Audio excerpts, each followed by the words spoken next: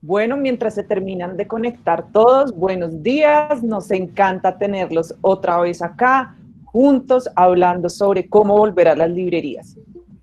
Quiero empezar con nuestro recomendado, que aunque es repetido, me parece que lo mínimo que puedo hacer es hablar de esto hoy.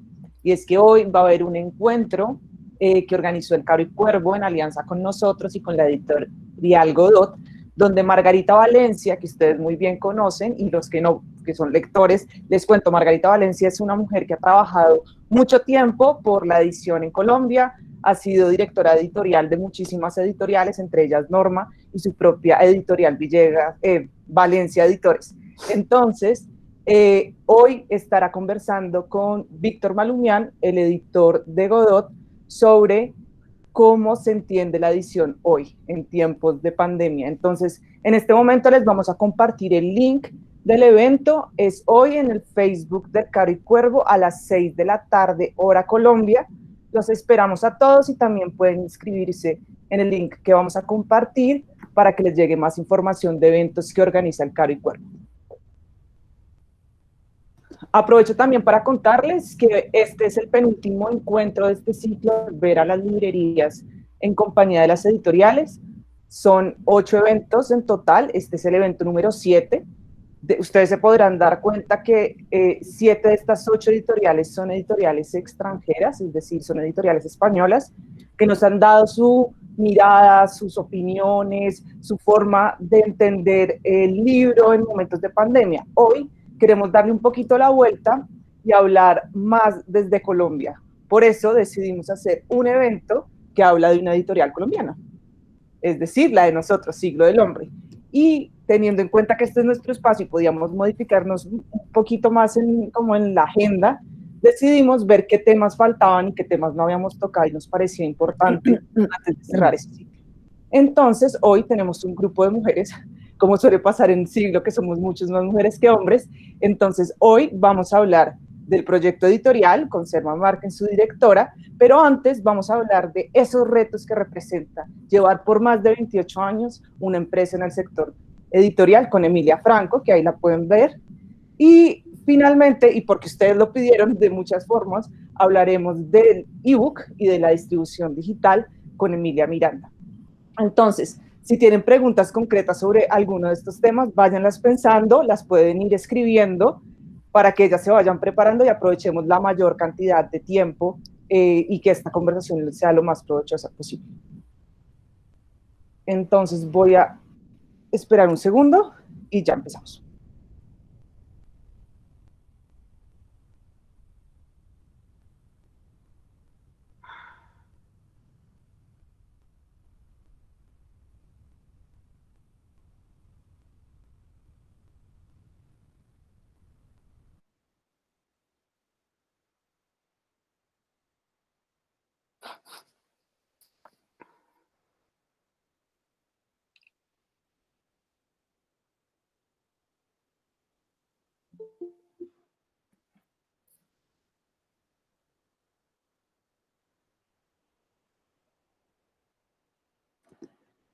Bueno, hoy los citamos para hacernos una pregunta y es, ¿y si desafiamos la realidad?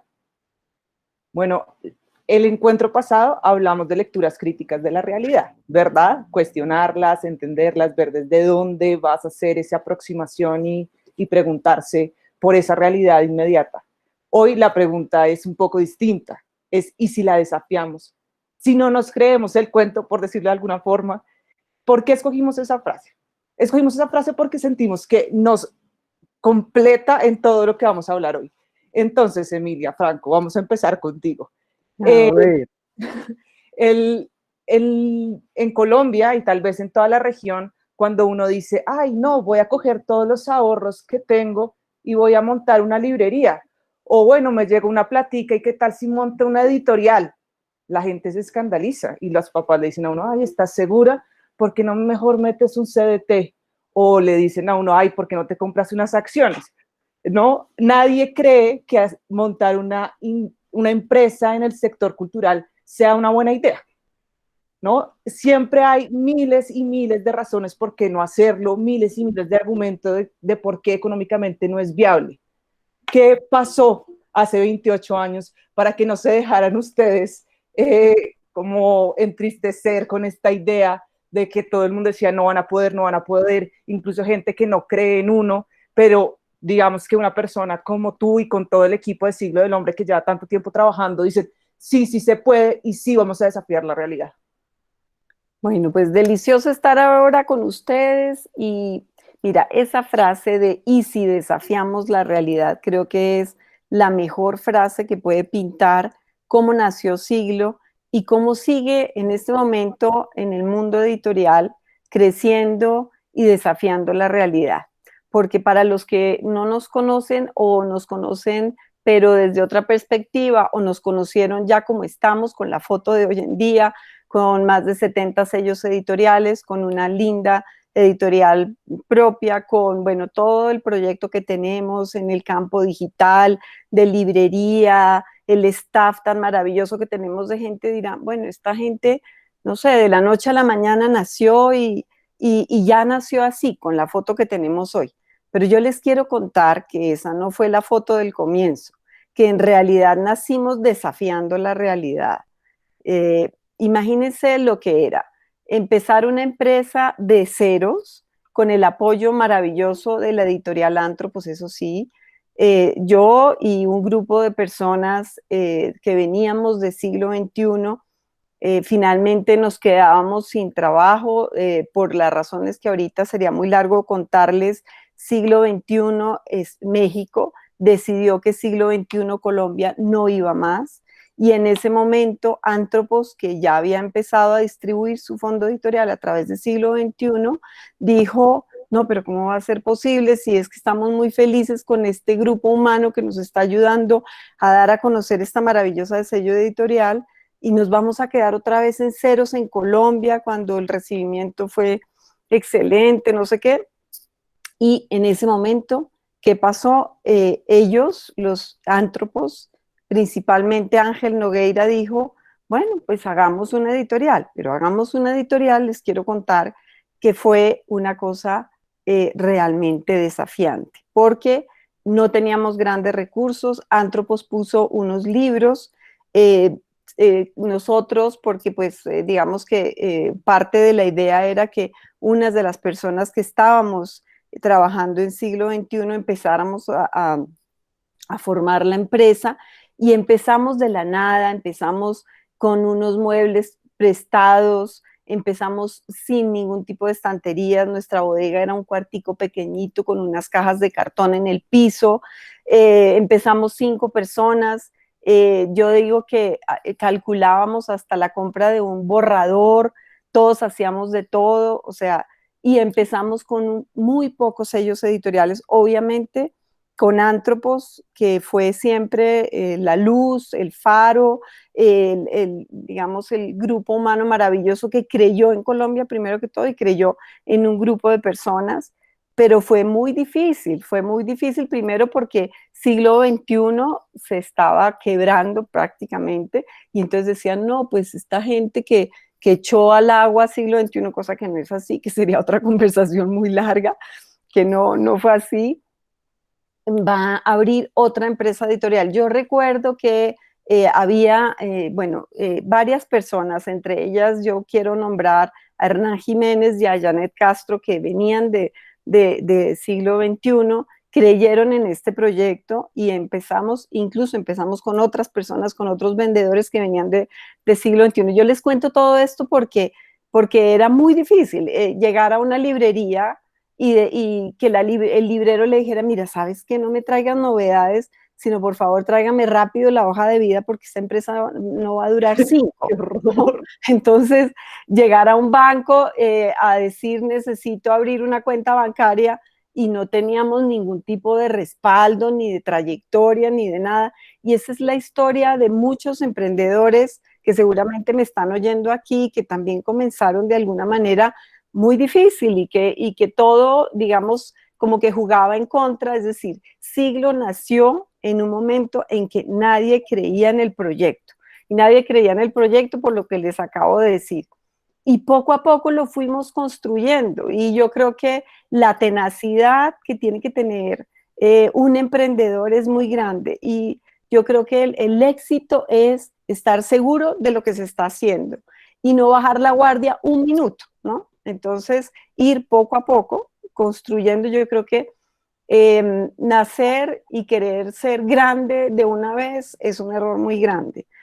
Yo pienso que uno de los éxitos de siglo es que ha crecido poco a poco, que no ha sido de la noche a la mañana, que son 28 años de ir dando pasos muy lentamente y de saber exactamente qué es lo que se cree y qué es lo que se quiere y para dónde vamos, ¿no? Entonces, ese fue como el comienzo tan difícil y nunca ha sido fácil porque, pues, bueno, todos sabemos lo difícil que es crear una empresa, eh, digamos, en el sector, una empresa que cree que esto no es un negocio, sino que es un proyecto cultural, y todo eso hace que no sea tan fácil, que los recursos sean escasos, que los márgenes también, etcétera. Entonces, es todo el tiempo estar diciendo sí podemos y encontrarle, como se dice coloquialmente, la vuelta al palo.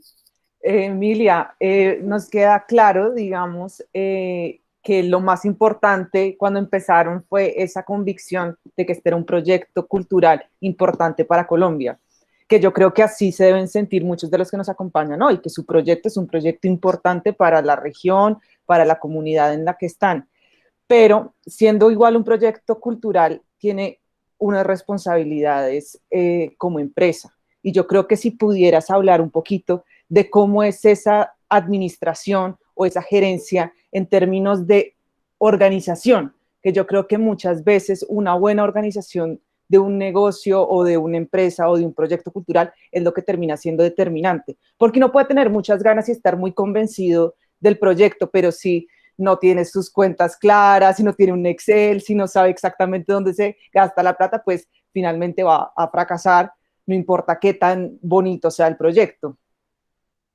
Bueno, mira, lo primero es el grupo humano que acompaña un proyecto. Yo estoy convencida de que las empresas las hacen las personas. Una empresa no son recursos, una empresa no solo es una idea, una empresa no solo es un emprendimiento, una empresa se echa adelante a través del grupo humano.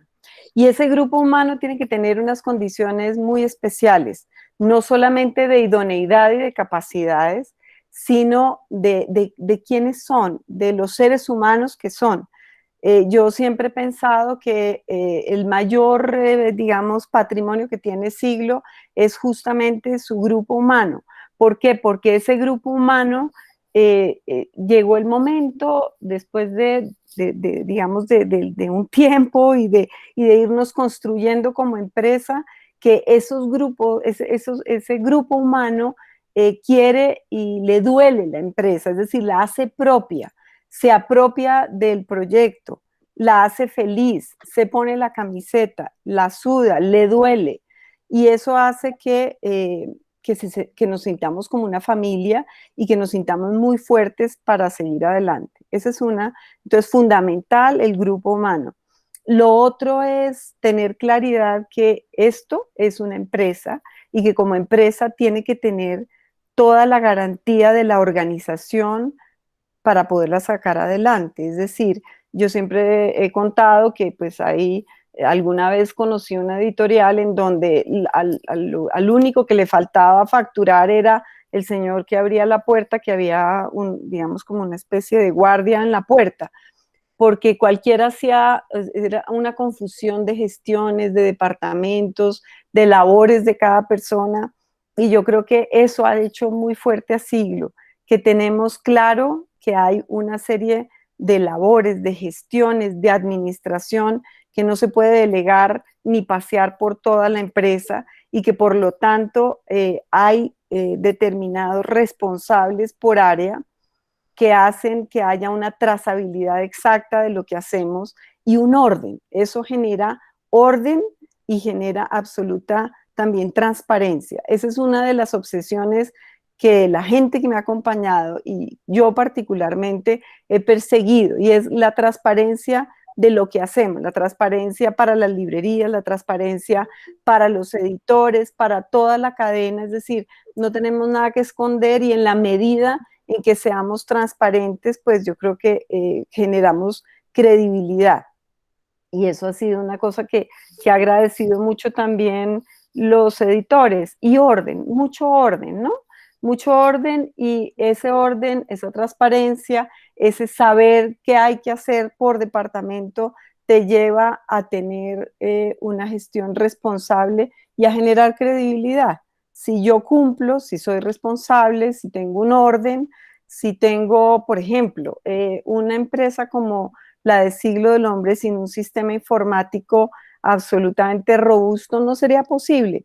Y un sistema informático que nos permita hacerle seguimiento a todo lo que hacemos, o un sistema informático que nos permita ver la realidad de aquí hacia atrás, para no volverse a estrellar contra la misma pared, para tener la posibilidad de hacer análisis históricos de tendencias, de resultados, etcétera, y que eso te permita seguir direccionando el timonel, para dónde vamos, ¿no? Emilia, antes de que pasemos a hablar de cómo desafiamos la realidad con Selma en la parte editorial, quisiera hacerte una pregunta, y es de algo muy curioso y chistoso que siempre pasa cuando te invitan a hablar en diferentes encuentros sobre qué es ser un editor. Y hay una diapositiva que tú siempre pones, y es que al lado de la palabra editor sale una oveja negra, una ovejita negra. ¿Por qué el distribuidor, perdón, el distribuidor es la oveja negra? Bueno, miren, el distribuidor es la oveja negra porque tenemos muchos ojos encima de nuestra gestión. Tenemos, empezando por el autor, que obviamente es su hijo el que nace y entonces quiere lo mejor para su hijo naciente. Tenemos el editor, en nuestro caso, ese editor es un editor de gordo, ¿no? Con muchos paraguas, con muchos digamos, ambiciones de manera positiva. ¿Por qué? Porque, por ejemplo, las universidades, hablamos de un editor, bueno, un editor es Enrique Redel, o un editor es cualquiera de las editoriales que nosotros distribuimos, pero cuando es una universidad, ese editor es con mayúscula, porque dentro de ese editor está desde el rector, el vicerrector, los decanos, los profesores, una cantidad de gente que nos está mirando y que por lo tanto todo el tiempo nos está calificando. Y lo que pasa con el distribuidor es que la mayor parte, digamos, de las posibilidades de éxito o fracaso de lo que hace, pues no dependen del todo de él, ¿no? Entonces pensemos en un libro. Un libro tiene muchas características, desde la titulación, desde la oportunidad del tema, desde la seriedad con que se trata, desde la belleza o no belleza, o digamos, la oportunidad de la carátula, de todo lo que tiene que ver ya con la comunicación de ese libro. Eso no depende de Siglo, no depende del tiraje, no depende nada, pero sí depende y sí nos califican por los resultados. Y también yo entiendo a los libreros, pero también el librero nos califica cuando no podemos entregar más ejemplares, cuando hoy ponemos un precio y el editor nos dice nos equivocamos y hay que echar marcha atrás, cuando sale una maravilla. Yo me acuerdo un libro que sacó la Universidad Nacional sobre desplazamiento forzado en Colombia hace muchos años, cuando todo este drama empezaba. Nos dio 40 ejemplares. Obviamente todas las librerías querían el libro, hubiéramos vendido en ese momento, pues no sé, 500, 800, muchos ejemplares, y las librerías no entendían cómo iba a ser posible que Siglo no tuviera sino 40 ejemplares. Entonces, todo eso hace que si las cosas salen bien, pues digamos que el libro era una maravilla y se vendía solo y el autor pues también y tal. Si las cosas salen mal, el culpable, pues hay que buscar siempre un culpable o no. Entonces el culpable pues es el distribuidor, ¿no? Finalmente es el distribuidor. Entonces es difícil. Yo pienso que además la labor del distribuidor se minimiza y entonces se cree que pues cualquiera puede llevar unos libros a una librería y que tan fácil y no es sino dejarlos y esperar a que allá el librero haga su gestión, los venda y aquí facturemos y ya. O sea, ¿cuál es el misterio de un distribuidor? Y el misterio daría para muchas horas de conversación y para conocer realmente cuáles son los riesgos. Por ejemplo, los márgenes, que todos son pírricos, porque si uno dice, bueno, ¿de quién es el negocio? Finalmente como que es difícil, ¿no? Porque hablando de negocio, ¿no? De números, de cifras, pues a no ser que uno sea un editor, bueno, ya esos de músculo, pues es difícil porque esto no es una actividad para llenarse de dinero. Hay muchos riesgos en toda la cadena de distribución. Y en el caso de Siglo y en el caso de un distribuidor, pues si ustedes se fijaran y si pudieran hacer unas cuenticas, quien se queda con el mayor margen, perdón, el menor margen de la cadena de distribución es el distribuidor. Y al fin y al cabo, la gestión que tiene que hacer es una gestión muy costosa porque tiene que tener un staff operativo y administrativo y comercial muy grande. Entonces, eso hace que las cosas no sean tan fáciles para un distribuidor.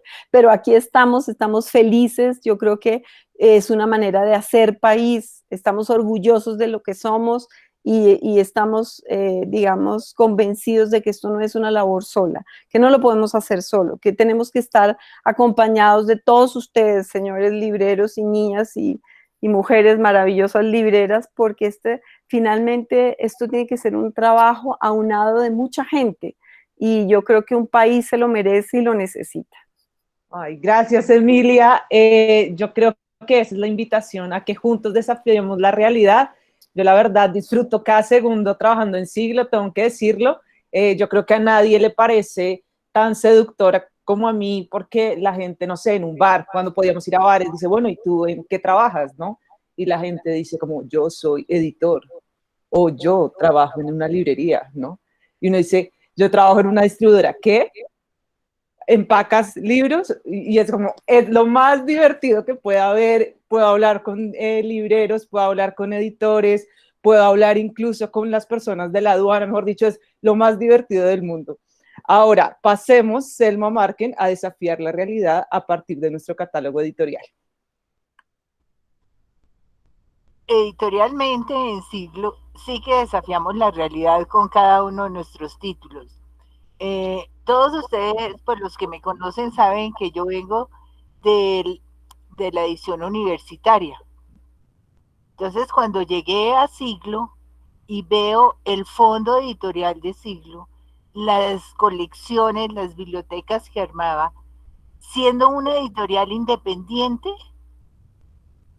la similitud que tenía con una editorial universitaria, sin todo el respaldo que tiene una universidad, ¿sí? Porque la editorial universitaria tiene todo el respaldo institucional, me asombró muchísimo, me llamó mucho la atención que un independiente le apostara a un fondo editorial como el que tiene Siglo.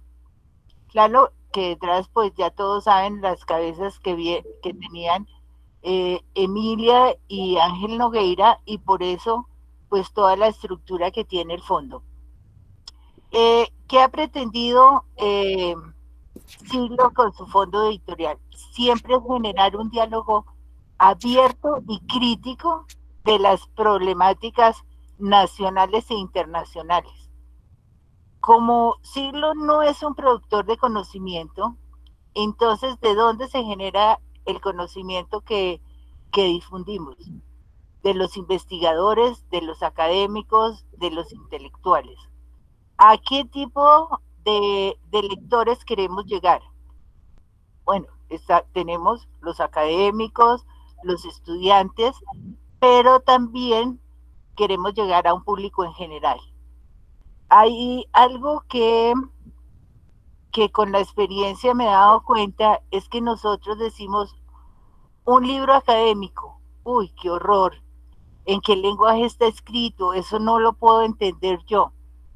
Y yo les digo que estos libros los puede entender todo el que tenga la necesidad de profundizar sobre un tema, con una gran garantía, que detrás de todos hay una investigación, hay un grupo académico confiable que lo está avalando y lo está generando. Nuestro fondo editorial también se ha publicado desde que empezó en 1996 en alianza con instituciones. El primer libro se publicó en coedición con la Universidad de los Andes en la Facultad de Derecho, donde nace la colección de Nuevo Pensamiento Jurídico. Desde 1996 se ha seguido alimentando esta colección de Nuevo Pensamiento Jurídico. ¿Qué características tiene esta colección? Tenemos los libros, es una mezcla entre el conocimiento internacional y el conocimiento colombiano y latinoamericano. ¿Cómo se ha generado?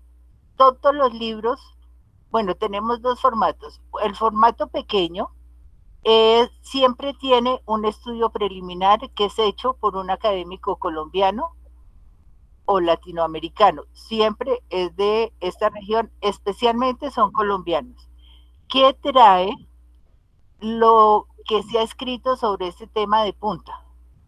Entonces, todos los libros tienen ese estudio preliminar más unas traducciones de los académicos que están en ese momento hablando sobre el tema y que se considera que lo debe conocer toda la academia latinoamericana. Yo le voy a aprovechar, porque como no tuvimos feria del libro, les voy a mostrar rápidamente lo que teníamos para novedades para esta feria del libro. Selma, antes de que empieces con esa parte, me gustaría preguntarles a quienes están con nosotros hoy, ¿qué tanto saben de nuestra editorial? Si quieren irnos escribiendo, como siempre hacemos en todos los encuentros, en el chat, algún autor, algún texto que haya marcado a sus lectores en su librería o que les hayan recomendado, o que incluso haya sido un texto para cuando estaban en la universidad. Digamos, pasa mucho en el caso de filosofía, de comunicación o de ciencias sociales, que nos ponían a leer algún libro de Siglo del Hombre. Entonces, si pueden irnos contando su experiencia, o si no saben nada, está bien también. Listo, Selma. Sería buenísimo que nos pusieran muchos. Bueno, a ver, les voy a contar. Nuevo Pensamiento Jurídico, formato pequeño, donde está el estudio preliminar y un autor externo que ha publicado sobre eso. Entonces tenemos encarcelamiento masivo, derecho, raza y castigo. Listo, entonces. Miren, este libro es impresionante. A ver, todos sabemos el problema que hay en este momento de todo en las cárceles. Si leemos encarcelamiento masivo, derecho, raza y castigo, nos damos una visión de qué pasa en el mundo con las cárceles, que eso no es un problema local únicamente, sino todo el manejo que se le da.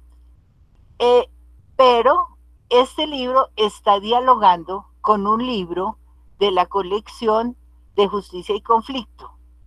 Justicia y Conflicto es una colección que se ha creado con la Universidad de Afit. Y el libro se llama El Derecho Penal de la Cárcel. Una mirada al contexto colombiano con base en el giro punitivo y la tendencia al mayor encarcelamiento. El investigador de este libro es Norberto Hernández Jiménez. Pero ¿qué hace Norberto? Nos da, como en el primer capítulo, una mirada global y después se centra en la cárcel modelo de Bogotá y nos muestra cómo es toda la problemática en una cárcel, no solo de los presos, sino también del IMPEC, entra en diálogo con todos ellos y para los especialistas en derecho tiene toda la parte de sentencias y no, estos dos libros dialogan desde dos colecciones diferentes. Selma, antes de que sigamos con otra temática, a mí me gustaría señalar dos estrategias que utilizamos desde comunicaciones para acercar este tema del encarcelamiento a diferentes públicos y diferentes personas que tengan conocimientos o no profundos de la temática. Entonces, aquí en la primera parte, quería mostrarles la ficha que hacemos nosotros de novedad, que muchos de ustedes les debe llegar a su correo. En la ficha pues incluimos la portada, les contamos quiénes son los coeditores, dónde se puede encontrar el libro en formato digital, pueden ver un adelanto, o sea, si quieren como saber, bueno, este libro de qué va realmente, pueden verlo ahí, el código de barras, una pequeña reseña e información sobre los autores. Esa ustedes conocen muy bien, o se las estoy presentando por primera vez, es la ficha de novedades que enviamos por correo electrónico. Si les parece que está muy aburrida, si creen que deberíamos meterle otra información o que sobra algo, pues es el momento, queridos, sobre todo libreros, de decirnos, no, miren, le falta tal cosa, o cuando nos la manden, mándenos cuántos hay de disponibilidad, bueno, lo que quieran. Yo creo que este es el espacio para que podamos mejorar también. Y sobre derecho penal de la cárcel, además de hacer un lindo evento en Lerner, que pues ya fue hace 2 años, creo, hicimos un programa de radio donde Norberto llamó este libro Un viaje al interior de las cárceles colombianas, pero le dijo, este es un viaje dantesco. ¿Por qué dantesco? Porque empezó a describir junto con el libro como cada cosa que conocía de las cárceles de Colombia era un anillo del infierno. Entonces uno después de eso dice como, claro, uno sí se imagina que la cárcel colombiana es complicada, pero no se lo imagina tanto. Entonces este libro sin duda es un libro de denuncia también, Selma, yo no sé tú cómo lo ves, pero a mí, después de conversar con Norberto, me quedó claro que sí hay mucho que hacer y lástima que este libro no haya impactado mucho más, porque ahora con el COVID nos damos cuenta que este es un problema absolutamente vigente y se sabía que era un problema y cuando llegó el virus, pues simplemente lo hizo más evidente, pero esto ya estaba más que cantado, por decirlo así. Pues María Elvira, cuando este original llegó, yo dije, mire, este libro se justifica, así sea una sola persona que tenga influencia sobre las cárceles y que pueda hacer algo. Solo por una que se lo lea, se justifica sacar este libro. Bueno, pero sigamos. Sí.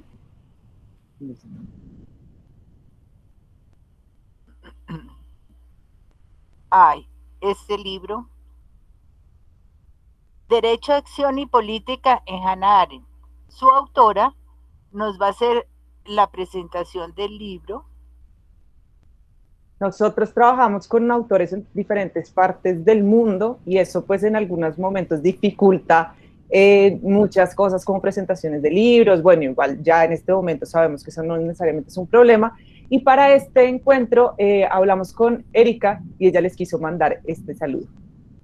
Avísenme porfa si se oye.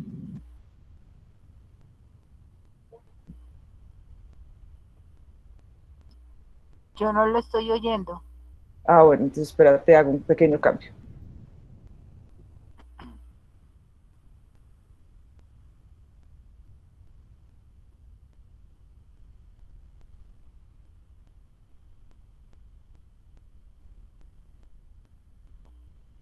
Yo creo que ahora sí. Vamos a ver, me avisa Selma, por favor. Listo.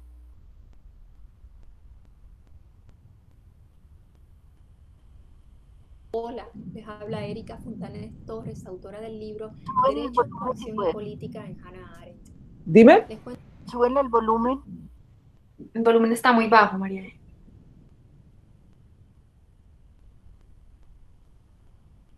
Me va a tocar pedirles que suban ustedes el volumen y yo no hablo para no dejar los sordos porque no puedo subirlo más.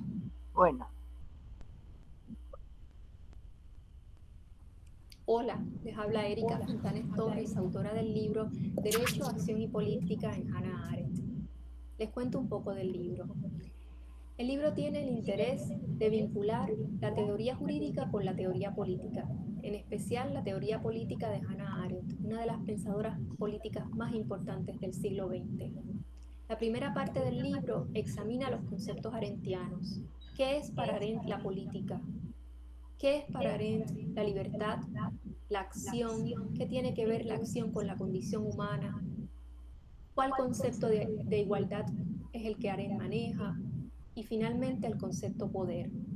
La segunda parte del libro se adentra a examinar qué lugar tiene el derecho en la teoría arendtiana. Por ejemplo, examina la tensión que Arendt señala entre estabilidad y cambio, una tensión que para ella es indisoluble. La tercera parte examina la teoría constitucional en Arendt. ¿Es posible que en Arendt podamos tener pistas para una teoría constitucional amparada en la idea de la acción ciudadana? ¿Qué nos dice esto sobre una posible teoría de la interpretación judicial? Finalmente, está el tema del derecho a tener derechos en Arendt y la idea de los derechos humanos. ¿Cuáles son algunas de las pistas de Arendt para pensar, por ejemplo, asuntos como la crisis de los refugiados?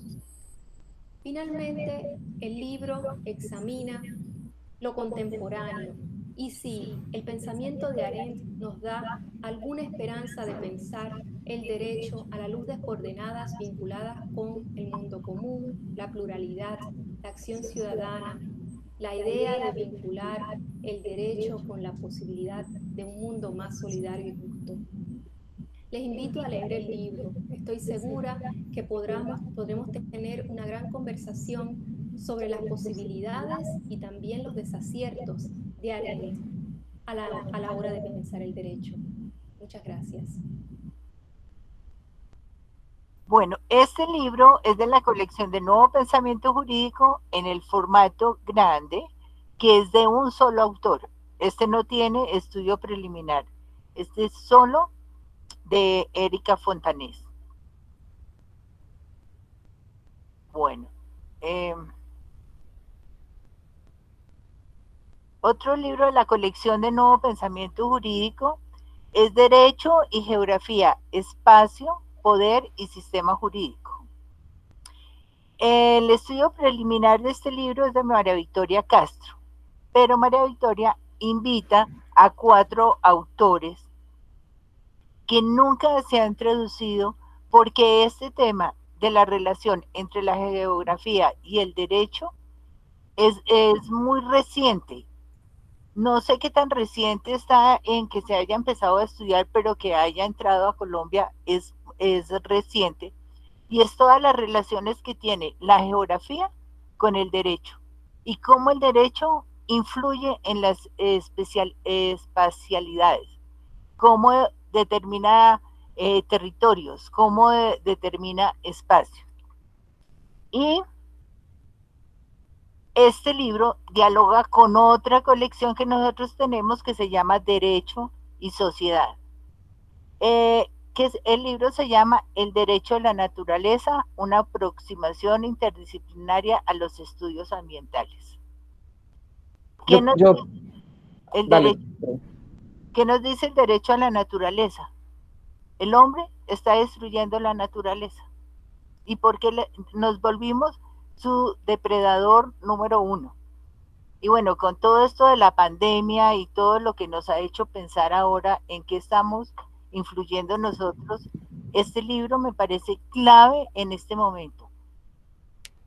Yo creo que, yo creo que además este libro, Selma, no sé qué opines tú, es un desafío a la realidad también porque no es común, si ustedes revisan la literatura, que se hable de que la naturaleza tiene derechos. Sí, Entonces, cuando decimos el derecho de la naturaleza, estamos diciendo, hey, hey, cuidado, porque es un sujeto de derecho. Entonces, esa es una aproximación que a mí me encanta de este libro personalmente. sí. Y es una maravilla y es más, todos nos lo debíamos leer en este momento. Y nos saltamos la parte de esa pura científica, los que no estamos metidos en el área, pero nos está diciendo mucho.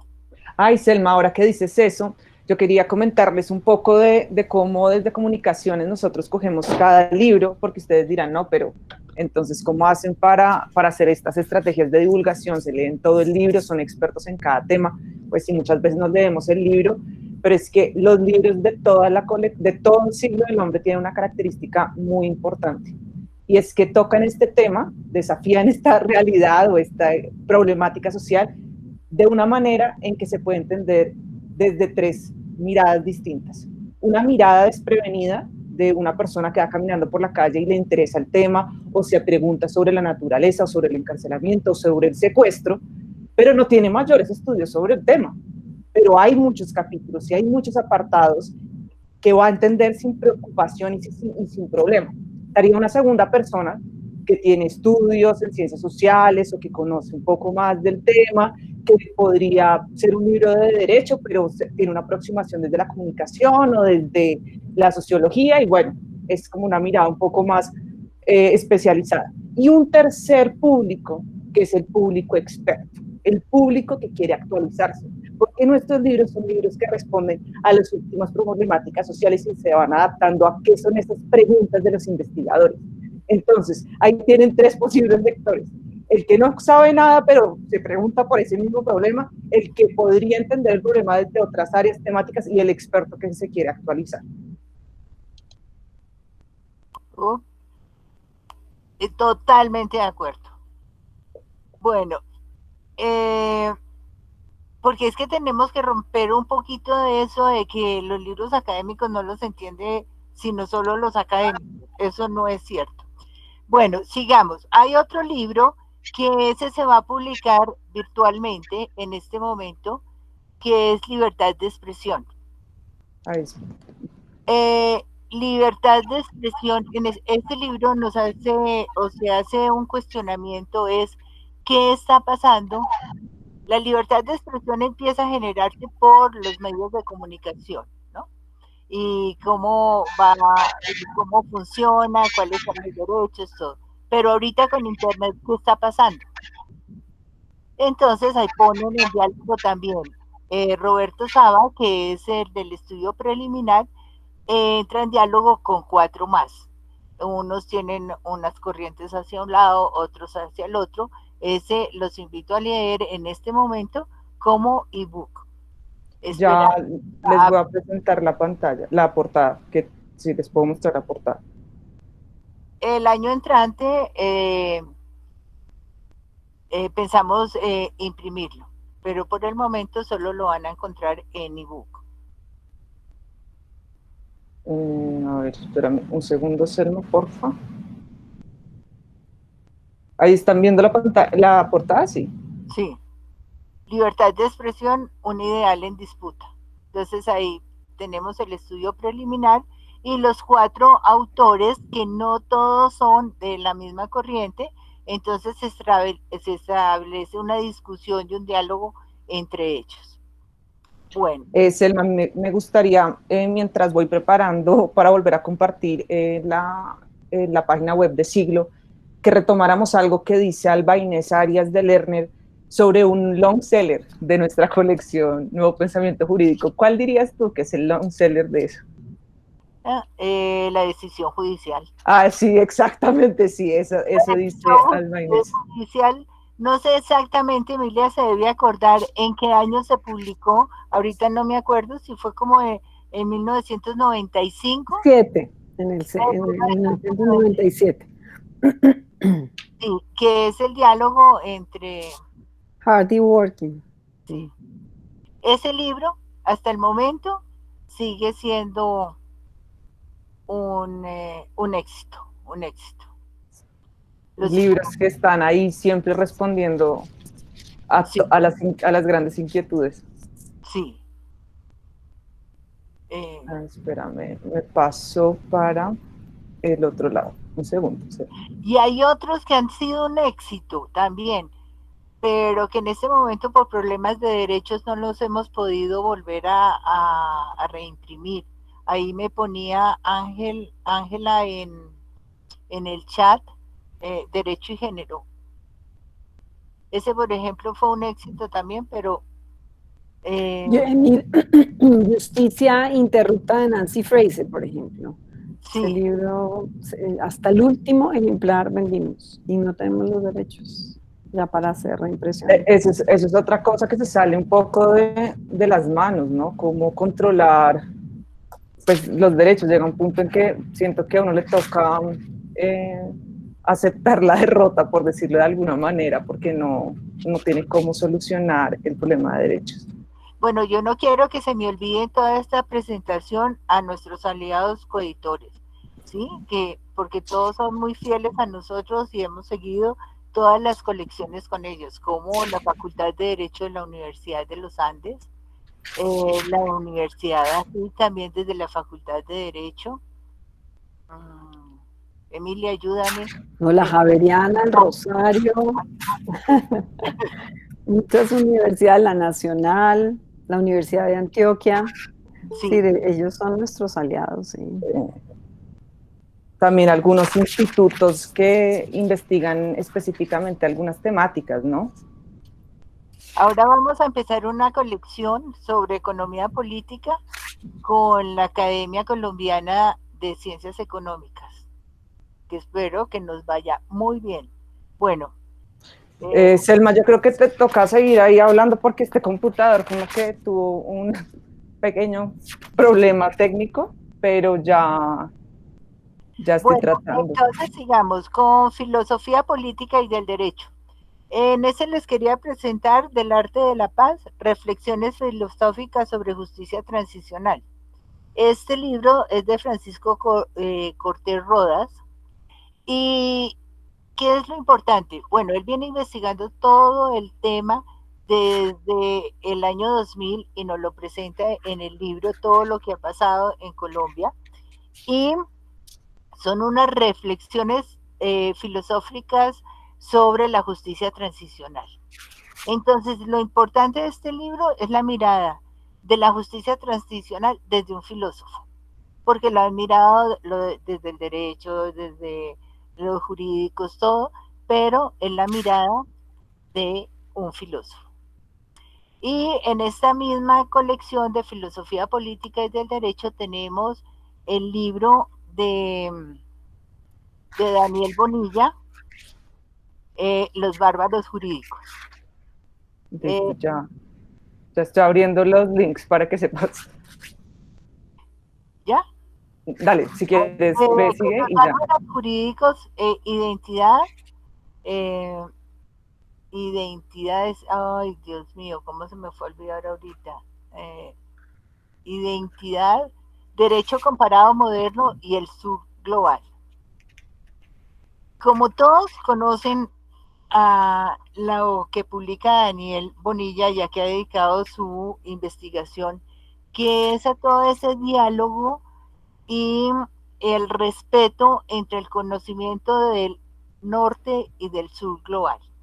¿Cómo puede ser un diálogo parejo entre el conocimiento que se produce en el sur global con el del norte?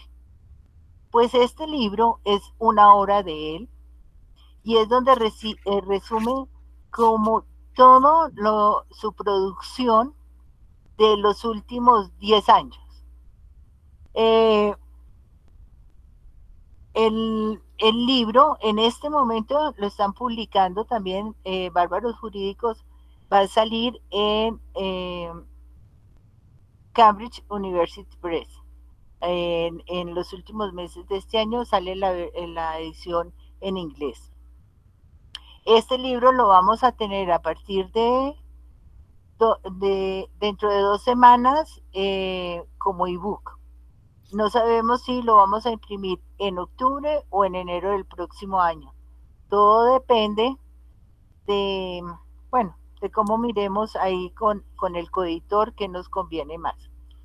Bueno, vámonos. Selma, si quieres, para un segundo ahí, y ya pude presentar finalmente, quería mostrarles la portada de Los Bárbaros Jurídicos, Ay, que es muy linda. que es una portada espectacular, pues me parece. Sí. También quería contarles sobre un evento que hicimos en el marco de la Filbo para hablar de este libro, pero no queríamos decir como, ojo, vamos a presentar un libro, sino queríamos encontrar un tema que fuera transversal al libro, transversal a la obra de Daniel y que pudiera participar dentro de una franja que se llama Filbo de Debates. Entonces, hablando con Daniel y con Selma y con todo el equipo, dijimos, bueno, ¿qué es lo que dice Bárbaros Jurídicos?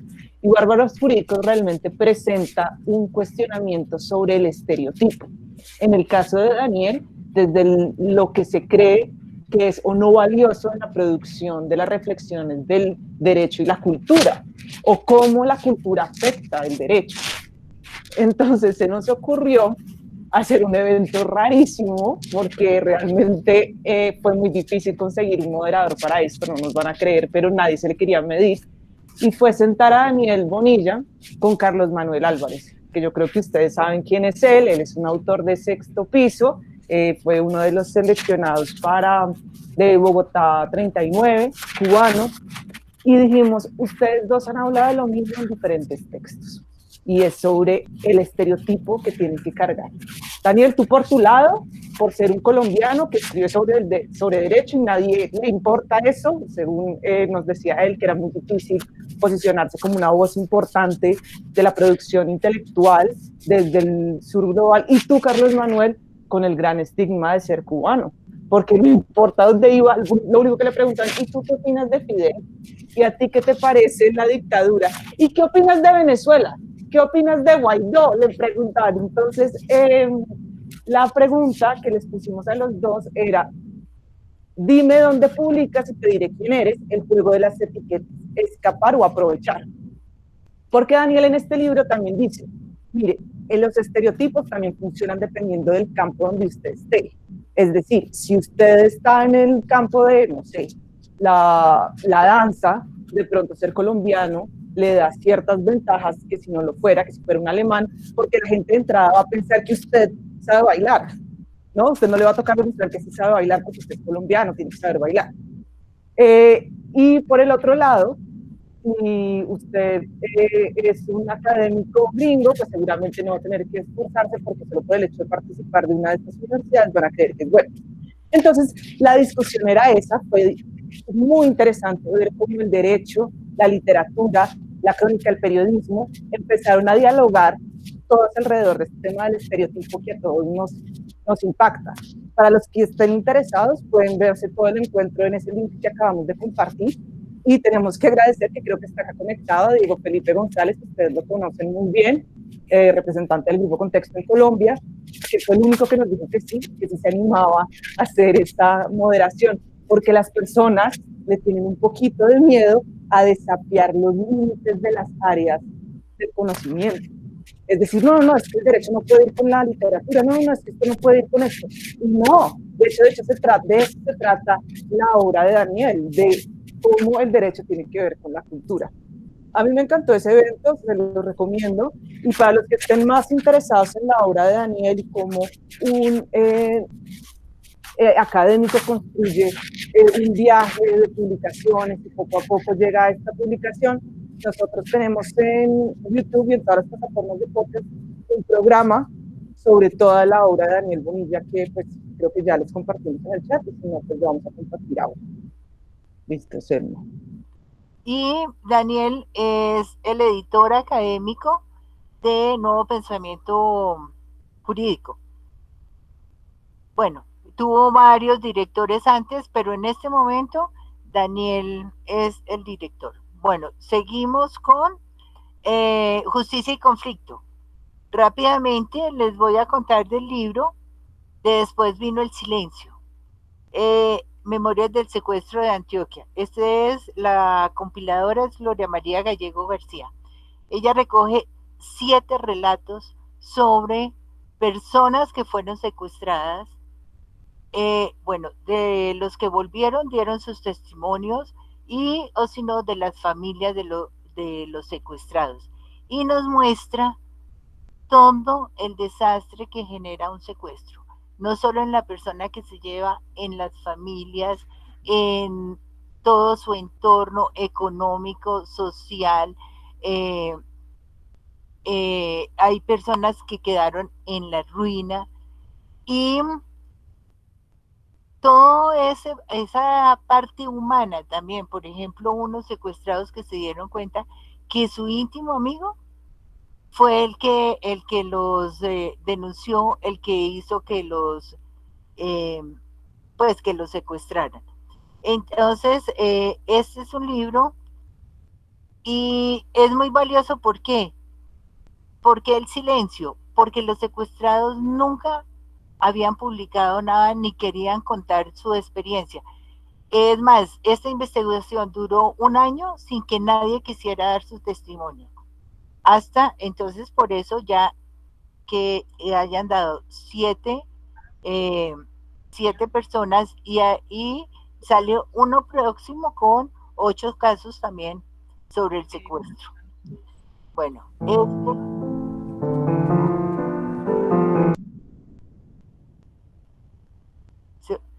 ¿qué pasó? Dale, es que se inició la cuña, pero dale, perdón. No, ya, dale tú. Bueno, quería rescatar eso que acabas de decir, Selma, porque lo más importante de este libro, porque ustedes nos dirán, ay, pero del secuestro sí que se ha hablado, hay películas, no sé qué, series, pero acá el punto era darle la voz a las víctimas, porque siempre se había hablado o se le daba protagonismo a quienes habían secuestrado y no a las víctimas. Entonces, a partir de este libro, empezamos a desarrollar una estrategia desde el Departamento de Comunicaciones que se llama En Alta Voz. Eso quiere decir que se lee un fragmento de los libros para unas cuñas radiales, que quiero que nos acompañen. En este caso es muy especial, porque la misma autora de este libro, o pues la compiladora principal, ella tuvo un caso muy cercano de familiares secuestrados. Entonces, es ella misma la que lee este testimonio.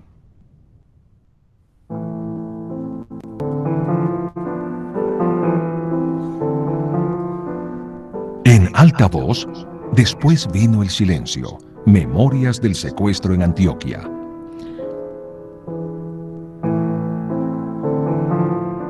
La memoria no solo trata con el pasado, ella entraña un carácter de porvenir.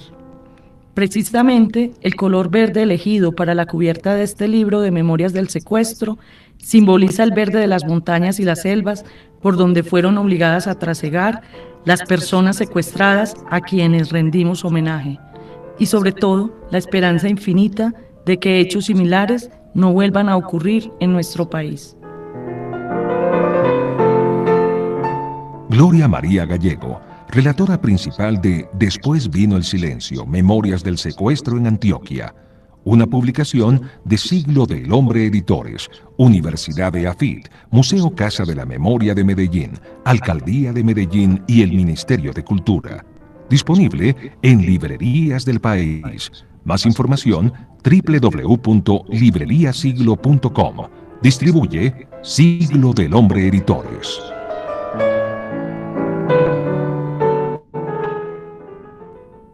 Bueno, como esa cuña hicimos 2 más, no las voy a poner hoy, pero para que sepan que cogimos fragmentos de testimonios de estos 8 casos para acompañar la estrategia de divulgación y promoción de este libro.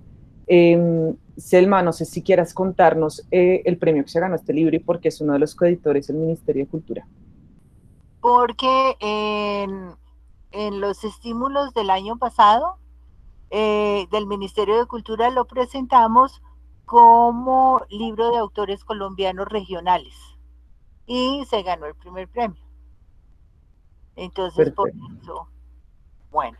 Selma, y hay otro tema, mientras yo termino acá de organizar algunas cosas, de un libro que a mí me ha rondado mucho la cabeza en este tiempo.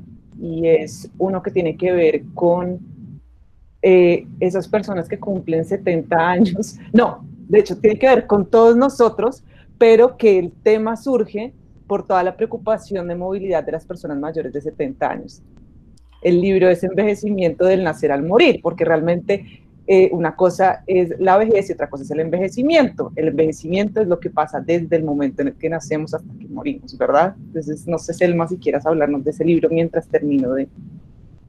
Pues miren, este es un libro que publicamos en el 2018, cuya, bueno, eje principal es Elisa Dulce Ruiz.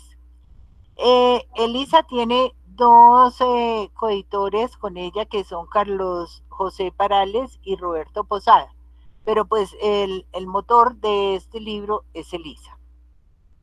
Es un libro que, aunque está publicado en el 2018, tiene toda la actualidad en este momento. Con todo eso de que los mayores de 70 no podemos salir a la calle, no podemos, yo no sé qué, el libro nos habla y nos dice y le dice a la sociedad qué es el envejecimiento y que es diferente a ser viejo, ¿sí? Viejo es, todos vamos envejeciendo a través de la vida y la vejez es otra cosa. Entonces, de este libro vamos a abrir un ciclo, ¿no, María Elvira? Unos 4 o 5 sesiones donde el eje principal va a ser Elisa, que yo creo que es una de las personas que más sabe en Colombia y sus alrededores sobre el envejecimiento. Sí, este ciclo. ¿Y qué es ser viejos?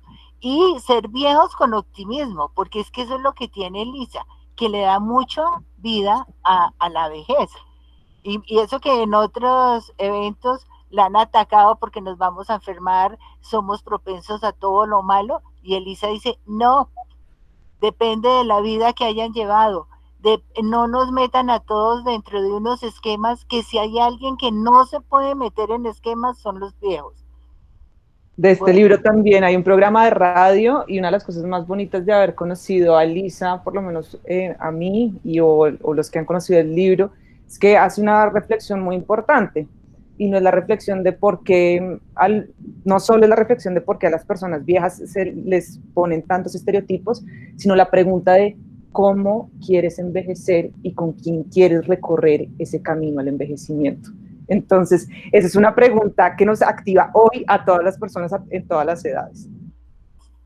Y los invitamos a que se conecten a nuestro ciclo cuando lo hagamos. Bueno, hay un libro que es una belleza, que es Hagamos las paces. Narrar la guerra desde el arte para construir la paz. Este libro se lo debemos a María Estripó Bourdieu. Ay, no, bueno, es una francesa. En francés, le hace en francés. Le hace en francés, es una francesa maravillosa. Miren, llevamos haciendo este libro hace como unos 5 años. ¿Y qué es lo que dice el libro? El libro es cómo los artistas nos muestran el conflicto para la memoria y para contribuir a la paz.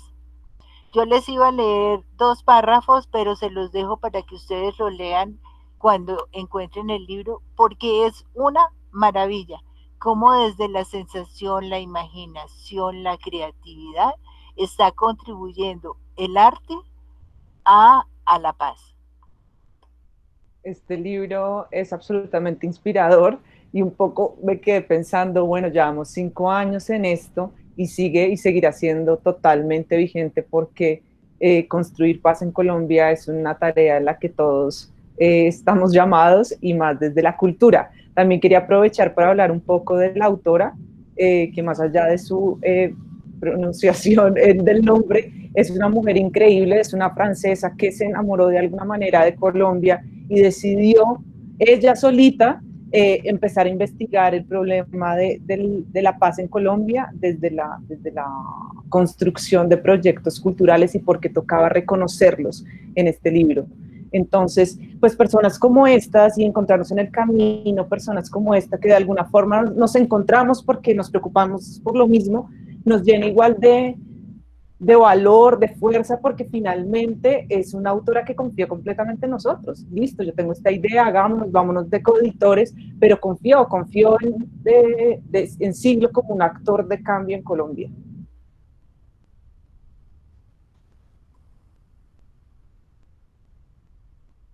Bueno, y de la colección de educación tenemos nuestro primer libro,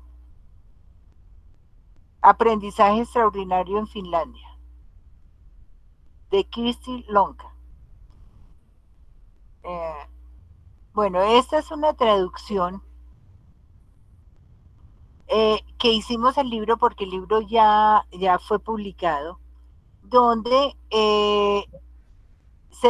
a ver, este libro es muy importante porque ¿qué nos dice la autora de tiene una narración muy amena y nos dice, mire, Finlandia era un país muy pobre, tuvo unas hambrunas terribles, era un país de migrantes, era un país que pasaba por muchos problemas, pero tomó una decisión: vamos a salir del alfabetismo y vamos a impulsar la educación. Esa fue una decisión que tomaron como en 1860, una cosa así, y desde ahí vienen trabajando en la educación. Y en este momento, ella dice, a través de educar al país, de alfabetizar el país, salió de ser un país pobre para ser un país estable y rico.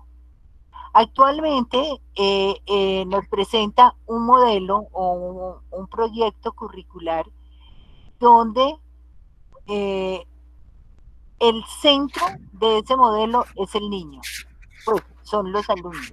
Y cómo están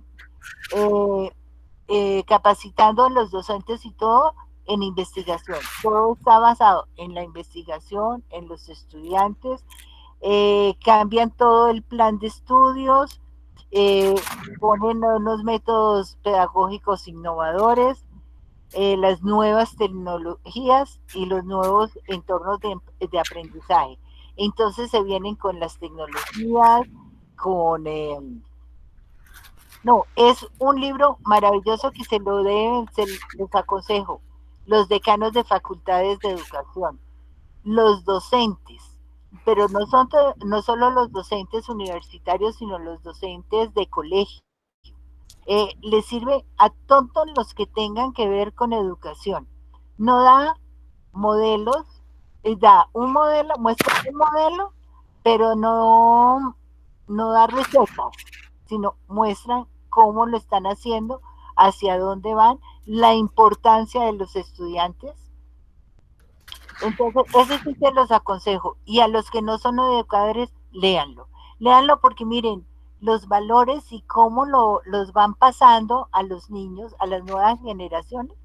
Es un libro maravilloso, rico de leer porque ella relata muy bien, hace casos, nos pone casos de su familia, con sus abuelos, con sus papás, es muy rico de leer, pero muy rico para todos los que tengan que ver con educación. Y ojalá se puedan tomar cosas de ahí que se transfieran a nuestro medio.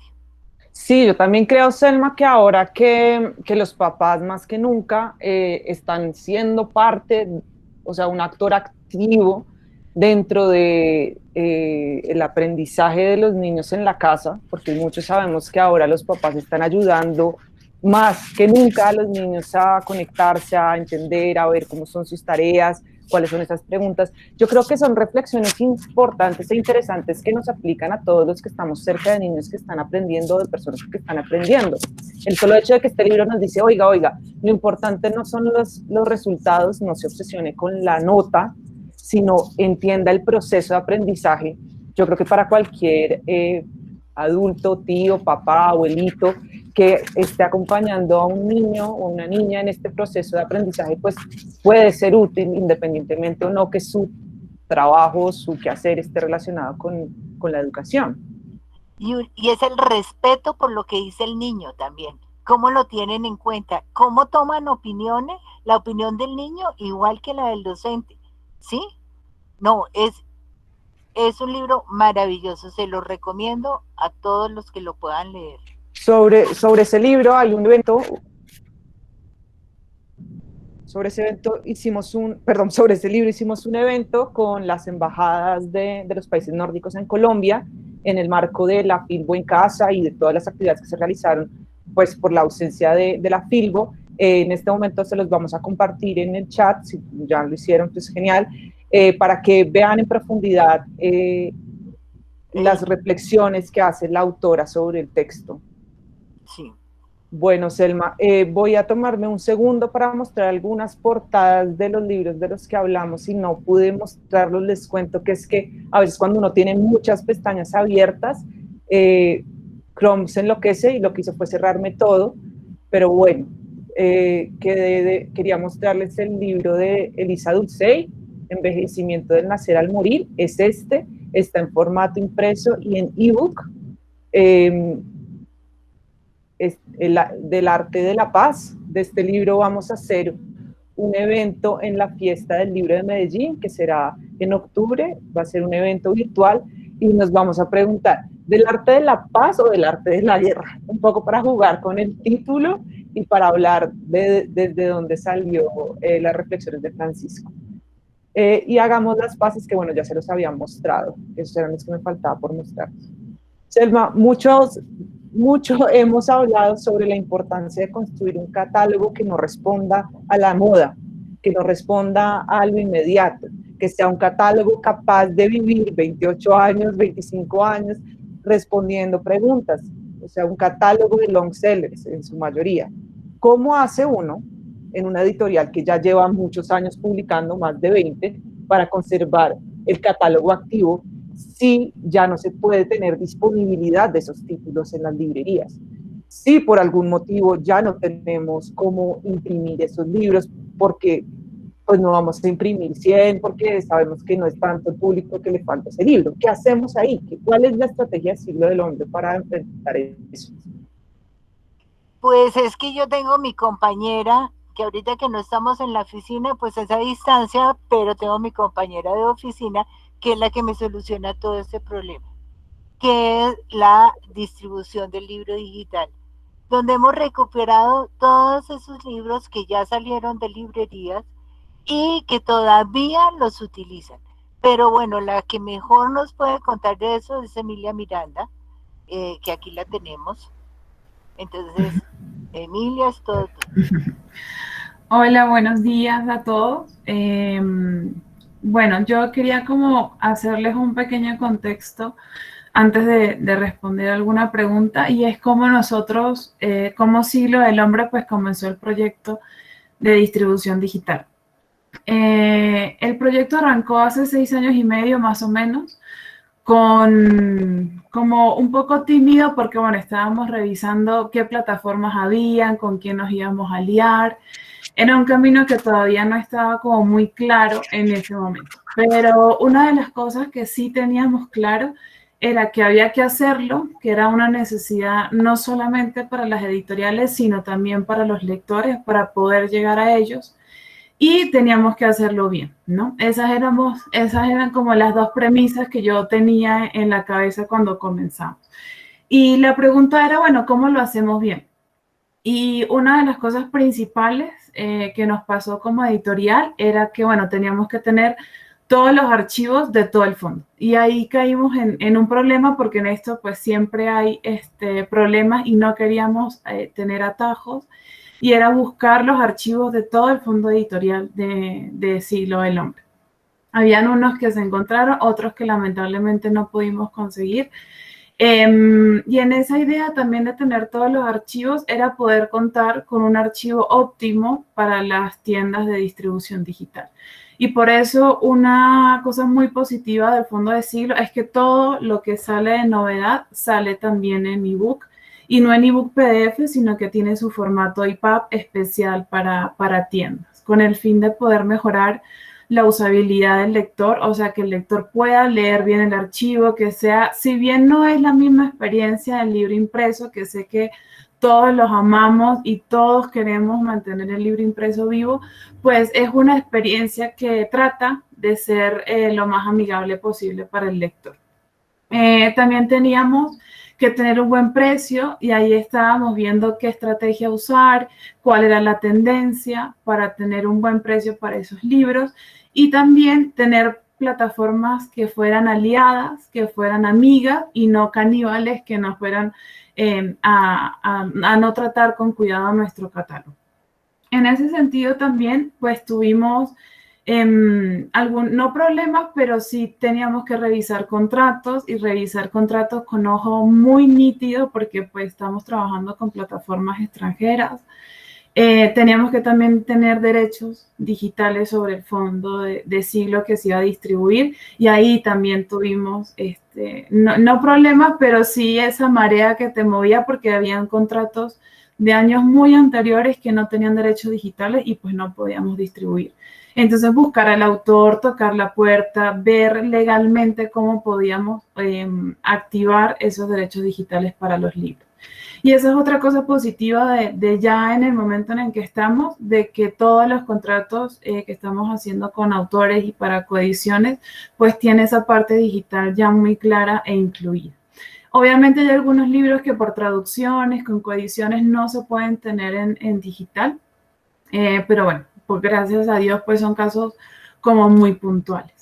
Nuestro proyecto también va dirigido como a dos mundos, ¿no? Que siempre lo tenemos y ya lo repetimos como mantra, que va para el de bibliotecas, que estamos trabajando con ciertas plataformas y ahora estamos aliados con una colombiana que nos ha ido muy bien y auguramos un buen futuro en ese sentido.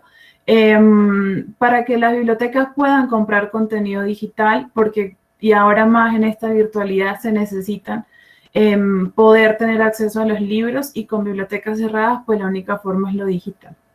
Y ese módulo de bibliotecas también nos ha llevado muy lejos a países y a instituciones donde si no fuera por el digital, pues no hubiésemos llegado. Y eso pues con la ayuda de algunas otras plataformas. Y el de usuario final, que nos ayuda a llegar a ese lector que está buscando el libro y que el libro ya no está en librerías, está fuera de circulación, de hecho puede que esté hasta descatalogado y la única forma de conseguirlo es en digital.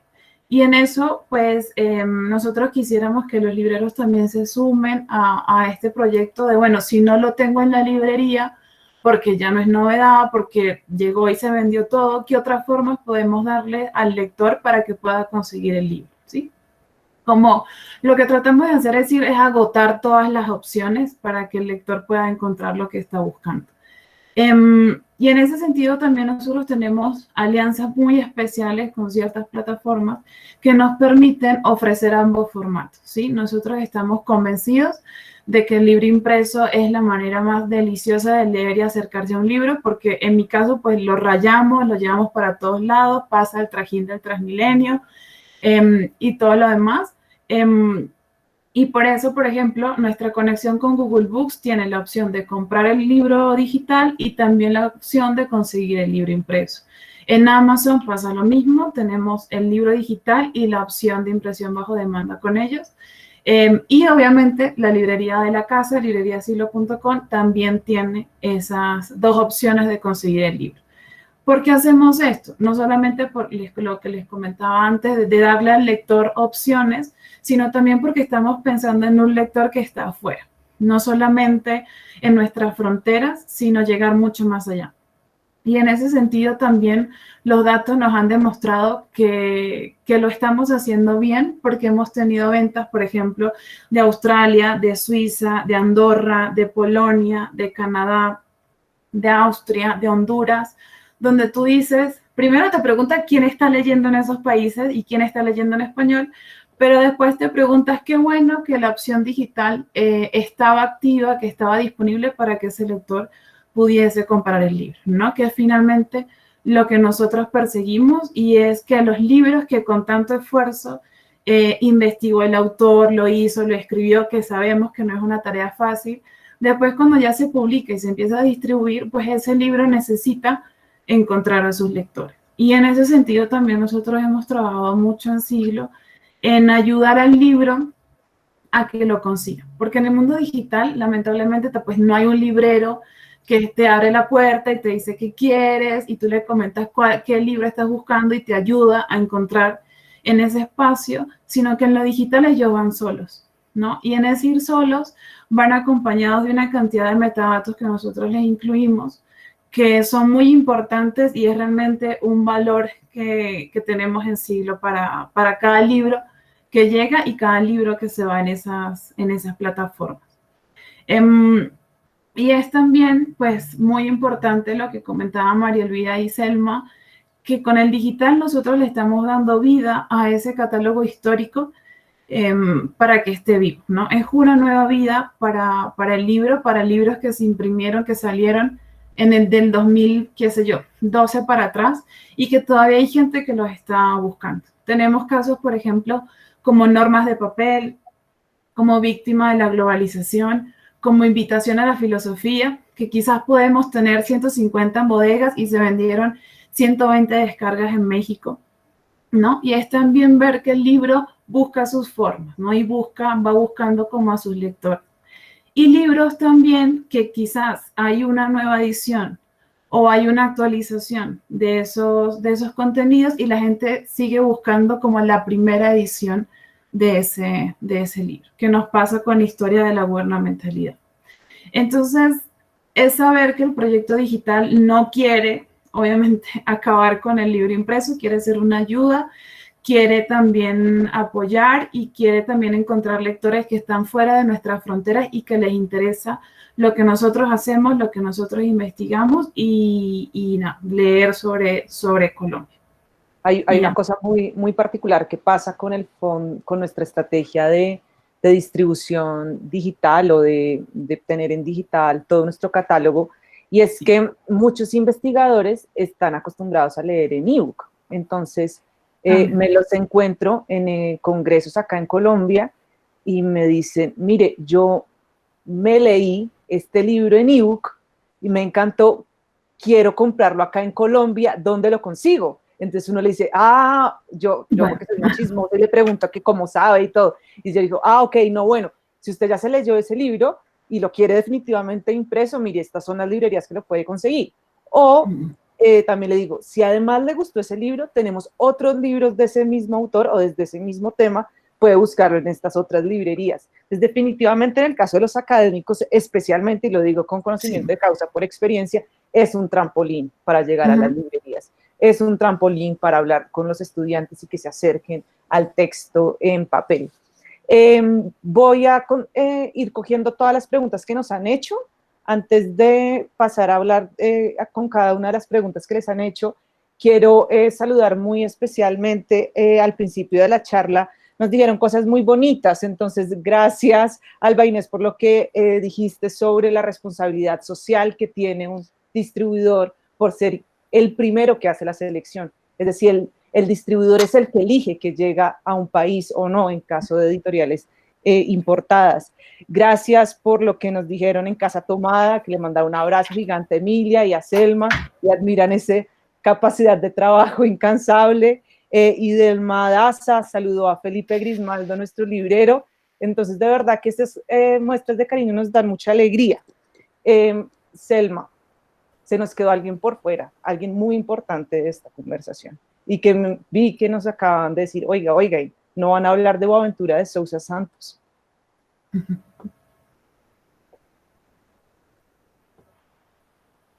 Tiene el micrófono.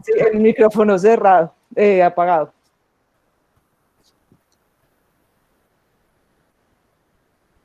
Pues es uno de nuestros autores estrella, pero ahí está el problema de las novedades.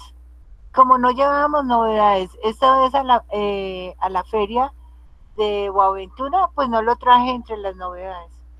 Pero tienes toda la razón, se me olvidó, y sí es uno de nuestros principales autores. Es un rockstar, o sea, Boaventura llena prácticamente auditores de más de 300 personas, hay filas de estudiantes, se pelean por entrar, bueno, hemos visto de todo en todas las ferias, de la importancia y la capacidad. Podemos conseguir sus libros, todavía tenemos existencia de todos sus libros porque hemos hecho reimpresiones, en fin, sí, eso sí, me culpo. Selma, nos preguntan. Yo también, digo una cosa, es un caso muy maravilloso donde el trabajo como aventura y la experiencia que él ha tenido con una editorial pequeña como es la nuestra, nos ha permitido también llegar a otras fronteras a través de coediciones, en México con Siglo XXI, en España con Trota, y bueno, finalmente es porque lo hacemos bien y porque cuidamos mucho la relación con el autor y la edición como tal, ¿no? Y eso a mí me produce mucha satisfacción. Sí, es muy lindo cuando uno habla con Boaventura, él nos cuenta, y lo sabemos, que a él le han llegado ofertas de grandes empresas editoriales, y él dice, no, es que yo necesito publicar con editoriales independientes, o sea, yo no puedo no hacerlo. Entonces, él cree en el proyecto de Siglo acá en Colombia, igual que el de Siglo XXI en México y el de Trota en España, y bueno, en Brasil también tiene una editorial con la que siempre publica. Pero también consentimos mucho. Sí, totalmente. Es una relación de amigos donde nos consentimos mutuamente, sí. Muy recomendada la entrevista que hizo Felipe González para Lecturas sobre la obra de Boaventura de Sousa y el momento actual que estamos viviendo con el coronavirus también. Buenísima. Selma, también te preguntan, ¿alguna vez has dejado de publicar o has llevado a discusión en el comité, no sé, un libro por miedo al contenido y a las consecuencias que puede traer publicarlo? Nosotros que publicamos tanto conflicto, por ejemplo. ¿Saben que en eso nunca? Todos los libros, o Emilia, tú que has estado más tiempo, nunca hemos vetado ningún libro por las implicaciones que pueda tener su contenido después. Mira, no solo como editor, sino como distribuidor también, ¿no? Finalmente, no lo consideramos. Yo creo que mientras haya un contenido bien pensado, serio, digamos, con todas las de la ley en términos de edición y de planteamiento filosófico, social, lo que sea, echamos para adelante por encima de todo. Sí. Dentro de nuestra línea, ¿no? Sí, claro, por supuesto. Bueno, ahora sí, Emilia Miranda, preparada, vienen todas las preguntas que van a generar esta conversación. Entonces, la primera, yo creo que podemos tratar de ser un poco concretos y seguramente si nos damos cuenta que van saliendo más preguntas, podremos hacer otro encuentro con Emilia más adelante, con Emilia Miranda. Entonces, Emilia, ¿cómo funciona la conversión de un texto que está pensado para papel para pasarlo a otro formato? Sí. Nosotros, en este caso, pues, el caso de Siglo del Hambre, como son textos académicos, hacemos transferencia de un formato a otro casi idéntico, ¿sí? O sea, todo el contenido no se hace como una edición digital avanzada, creo que va por ahí la pregunta. Eso a veces se puede hacer con otros tipos de texto que quizás dan como para más. Sin embargo, creo que a medida que va avanzando el tiempo, hay editores y autores que quieren arriesgarse un poco más, porque todo va a partir de la idea del autor, ¿no? ¿Quién es quien puede tocar el texto? Nosotros a veces, para un caso que tuvimos de un libro que se llamaba El Big Bang, por ejemplo, quizás hicimos esa adecuación de que el libro en impreso estaba a blanco y negro, en el digital montamos a colores, se hicieron algunos hipervínculos para algunos videos que el autor quería incluir, que obviamente en el digital, en el impreso no se podía. Se hicieron ese tipo de ajustes. Hemos hablado quizás también de hacer algunas tablas dinámicas, eso, ¿no? Como hacer una edición digital más adecuada a los libros para agregar valor al contenido. Pero hasta el momento, pues siendo textos académicos tan duros y los autores también tan ocupados, porque son autores que no solamente escriben, sino que hacen 300 cosas más, no se ha dado la oportunidad. Pero sí, lo ideal es que el digital tenga su valor agregado de dar un poco más al lector. Emilia, ahora también hablando más desde tu experiencia, Emilia Miranda, de distribución digital, no solo de nuestro catálogo, en tu experiencia, ¿cómo ves la demanda de estos formatos en Colombia? Es muy alta, o sea, de hecho a veces nosotros nos sorprendemos de la cantidad de contenido digital que compra Colombia. Obviamente nos enorgullece y nos da alegría eso, porque realmente siempre está, cuando sacamos los datos para cada cuatrimestre que reportamos, es el segundo o tercer país en la lista de los que más compran, ¿no? Entonces realmente sí hay gente adquiriendo contenido digital. Creo que pasa esto, ¿no? Que quizás compran el digital porque es un poco más barato, leen el artículo o más o menos hojean el libro y después compran el impreso. O puede ser también estudiantes que compran para una clase el libro, que se lo piden de texto, ¿no? Yo quiero hacer una importante aclaración, casi llamado a todos, y es que esos datos representan los catálogos universitarios y académicos de Colombia. Tú representas esos catálogos. Y si eso aumenta cada año, aumenta más y más y más la demanda de esos textos, de ese contenido principalmente, es porque sí hay un público para ese contenido.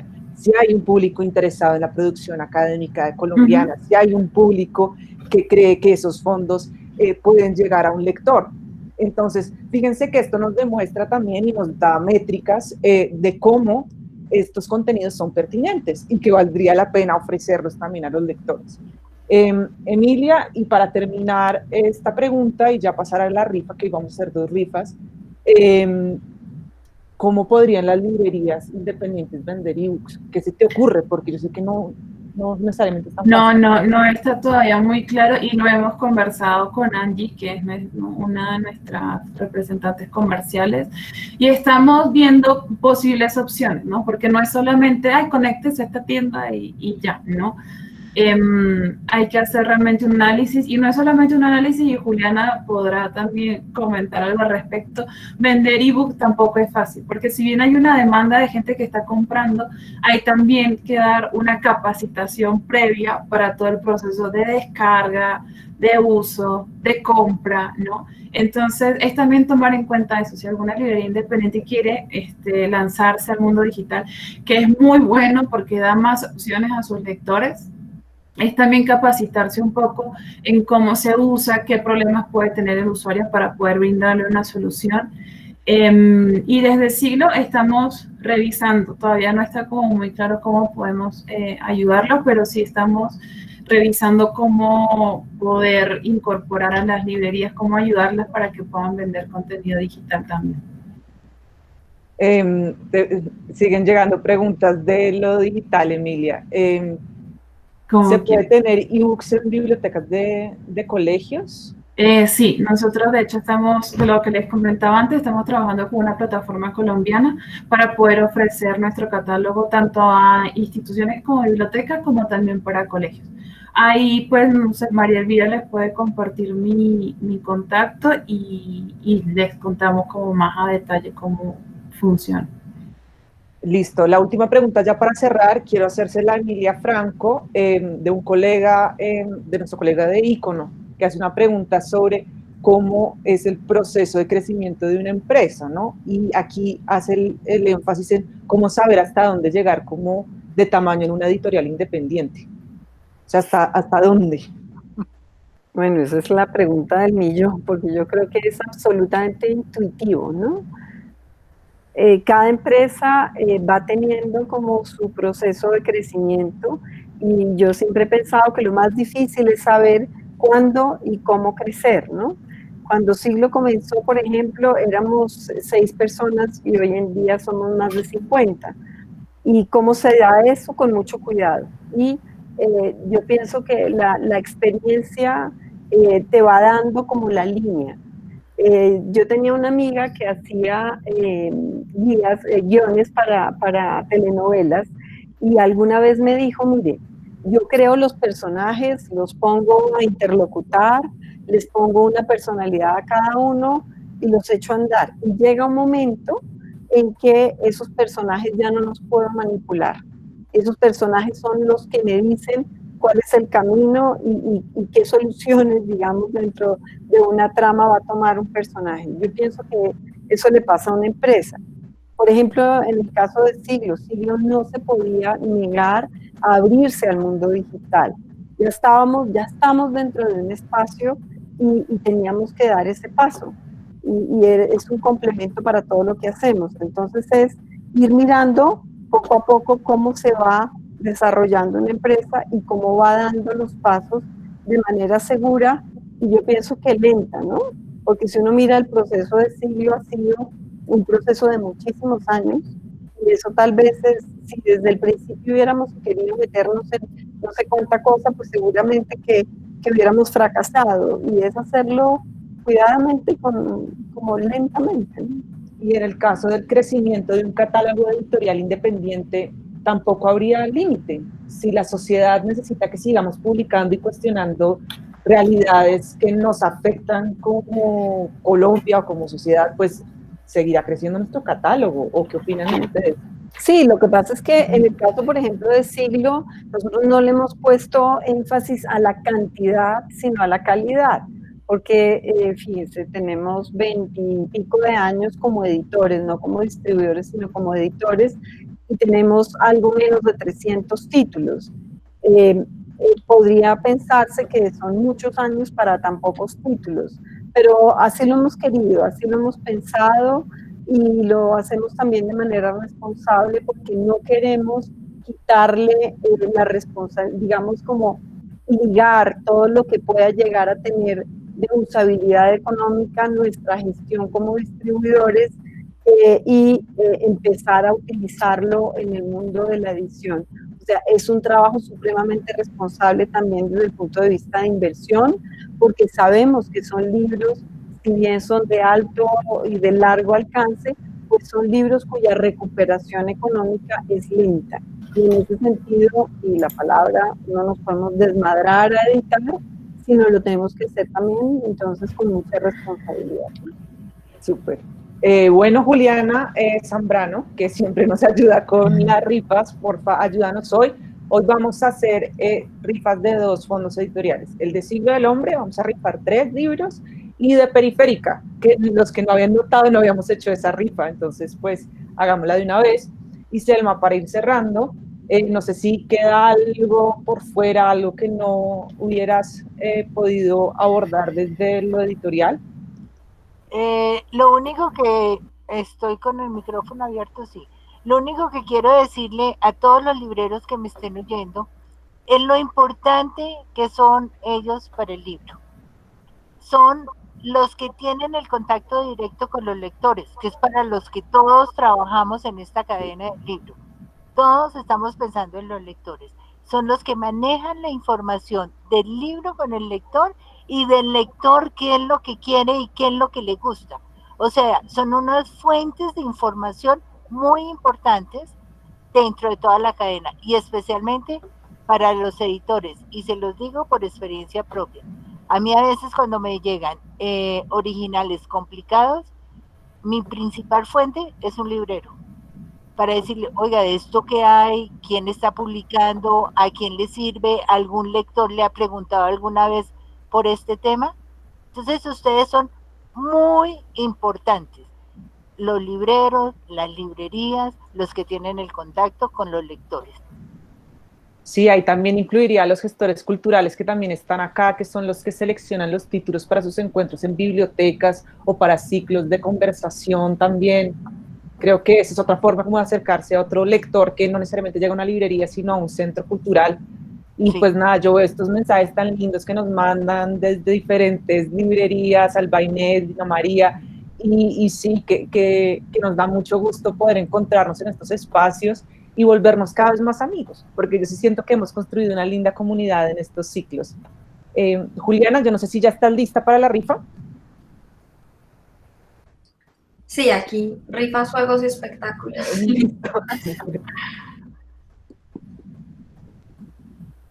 Bueno, aquí ya tengo los asistentes de primero de siglo. Haremos los 3 ganadores de una vez, supongo, María, por temas de tiempo. Sí, porfa. ¿Todos están viendo la pantalla de Juliana? Sí. Ya, listo. Perfecto. Asistentes. Primero los de siglo y después los de periférica.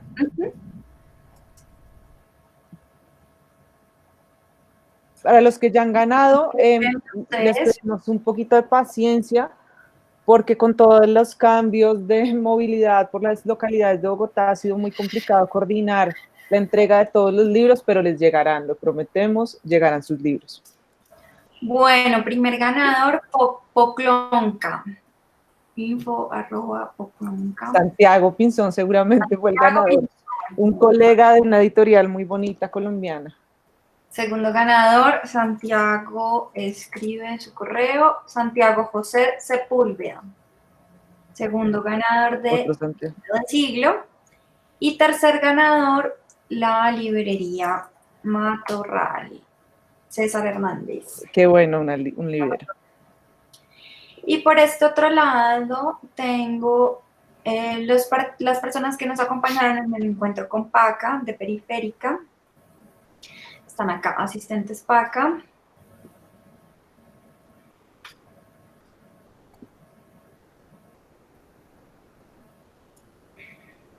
Número de premios, 3. Nini Wilches, que así mi memoria no me falla. Es del fondo, ¿no? Ajá, ya había ganado en otra. La suerte le sonríe. Lina Tapia. Lina Tapia, y lo máximo, librera también. Lina María Tapia. Y Librería Libélula. No, otra vez también ya había ganado. ¿Qué hacemos? ¿Qué hacemos? No, ni modo, sí. Tomás David Rubio. Bueno, me alegra mucho por Tomás, que le van a llegar su libro, el de Sexto Piso y el de Periférica. Bueno, muchas gracias por acompañarnos hoy en un poquito de historia de nosotros, de la industria editorial colombiana también. Nos encanta ser partes del siglo del hombre y nos encanta trabajar juntos y desafiar la realidad. No sé si ustedes se quieran despedir, chicas. Ay, sí, yo quiero decirles que Siglo se debe a los libreros colombianos, que sin ustedes no seríamos posibles, que sin ustedes no hubiéramos podido crecer, que son nuestra fuente de inspiración y de apoyo permanente, y que esperamos nunca, jamás defraudarlos y que cada vez lo hagamos mejor. Y recibimos desde amor y cosas lindas hasta críticas, porque eso nos hace mejores cada vez. Los queremos mucho. Chao. Bueno, entonces no sé si Emilia, Miranda o Selma. Últimas palabras. Despedida. Chao. Chao. Gracias a todos. Bueno, a todos los que nos escucharon hoy, libreros, lectores, gestores culturales, colegas editores, libreros, nosotros mismos, porque acá también hay mucha gente de siglo, sigamos desafiando la realidad y nos vemos en el último encuentro de este ciclo de Volver a las Librerías. Chao. Chao.